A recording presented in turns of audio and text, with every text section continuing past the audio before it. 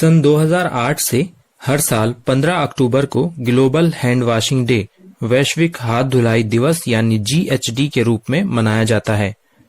ताकि इस अभियान के माध्यम से दुनिया में लोगों की हाथ धोने की आदतों में सुधार हो सके और इस तरह रोगों की रोकथाम हो सके। ये एक तथ्य है कि हाथ अच्छी तरह से धोने की आदत से सांस और पेट के रोग 50% तक कम हो जाते हैं। इस अवसर पर हाथ धोने के बारे में इस्लाम की कुछ शिक्षाएं आपकी सेवा में प्रस्तुत हैं। अंतिम ईश ग्रंथ कुरान में कहा गया,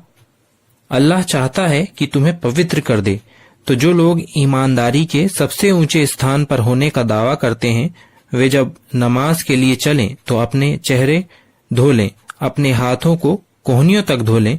अपने सर में मसाह कर लें और अपने पैर टखनों तक धो लें।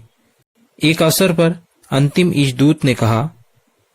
अगर कोई ये चाहता हो कि अल्लाह उसके घर में बरकत दे, तो उसे चाहिए कि नाश्ता करने से पहले वजू कर ले और नाश्ता करने के बाद भी। एक दिन मोहम्मद साहब के एक साथी सलमान फारसी ने कहा, मैंने तौरात में पढ़ा है कि खाना खाने के बाद हाथ धोने से खाने में बरकत होती है। इस पर आखिरी नबी ने कहा, खाना खाने से पहले हाथ धोने से और खाना खाने के बाद हाथ धोने से खाने में बरकत होती है।